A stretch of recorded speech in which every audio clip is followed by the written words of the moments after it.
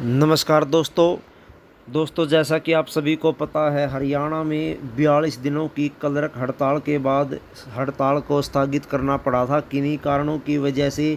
लेकिन कल नई कैग की कार्यकारिणी का गठन हुआ हरियाणा में, जिसमें बहुत सारे नए फैसले, नए सुझाव दिए गए थे, कड़े फैसले लिए गए थे। चलिए जानते हैं ये नए सुझाव, कड़े फैसले क्या थे जो कल की मीटिंग में लिए गए। सबसे पहले सभी उपस्थित साथियों की सर्वसम्मति से बीएमएस यानी भारतीय मजदूर संघ को छोड़ दिया गया। सभी उपस्थित साथियों ने जिला वाइज अपनी अपनी बात रखी और सुझाव दिए।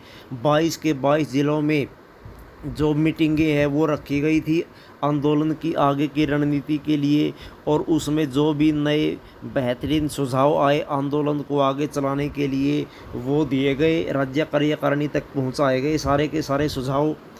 सभी ने राज्य कार्यकारिणी को आईना दिखाया। इसका मतलब ये है जो भी कमियां रही थी, जो भी गलतियां की थी राज्य कार्यकारिणी ने, वो रखी गई। 22 के 22 जिलों के द्वारा राज्य कार्यकारिणी ने मंच से अपनी गलती स्वीकार की तथा बताया कि उन्होंने सरकार की दबाव की नीति के कारण, निष्फल मीटिंग के कारण, बीएमएस के असहयोग के कारण और कर्मचारी हित में हड़ताल स्थगित करने का फैसला लिया था। यानी सबसे बड़ी बात, जो हड़ताल को स्थगित करना पड़ा था उसका कारण बताया, उसका स्पष्टीकरण दिया राज्य कार्यकारिणी ने कि उन्होंने आंदोलन को स्थगित करने का फैसला क्यों लिया था। क्योंकि ना तो भारतीय मजदूर संघ ने सहयोग किया था और जो 5 मीटिंगें हुई थी वो काफ़ी निष्फल साबित हुई थी। सरकार 21,700 से आगे नहीं बढ़ रही थी। सरकार ने आगे दबाव की नीति के तहत काम करना शुरू कर दिया था, जिस कारण से उन्हें अपनी जो हड़ताल है वापस लेनी पड़ी थी।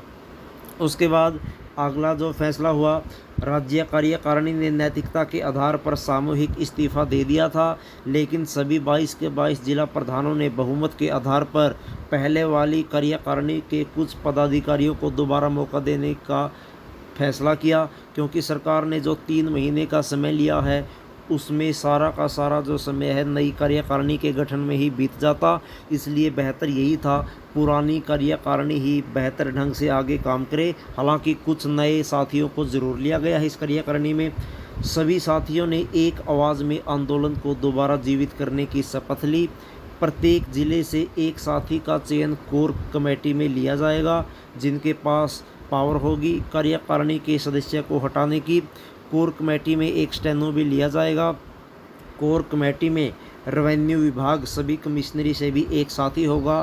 कुल 50 साथी होंगे। सभी विभागों से एक एक कर्मचारी का चयन समीक्षा कमेटी में दस्तावेज पहुंचाने के लिए चयन किया जाएगा।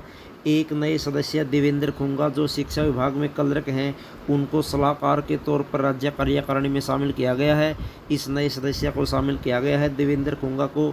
उसके बाद सभी विपक्षी एमएलए को 1-2 दिन में पूरे ज़िले के क्लर्क इकट्ठे होकर ज्ञापन देंगे, क्योंकि आगे अभी मानसून सत्र है विधानसभा का, जिसमें आगे क्लर्कों की मांग उठाई जाएगी। प्रत्येक माह 5 को संघर्ष दिवस के रूप में मनाया जाएगा और 15 तारीख को विश्वासघात दिवस के रूप में मनाया जाएगा।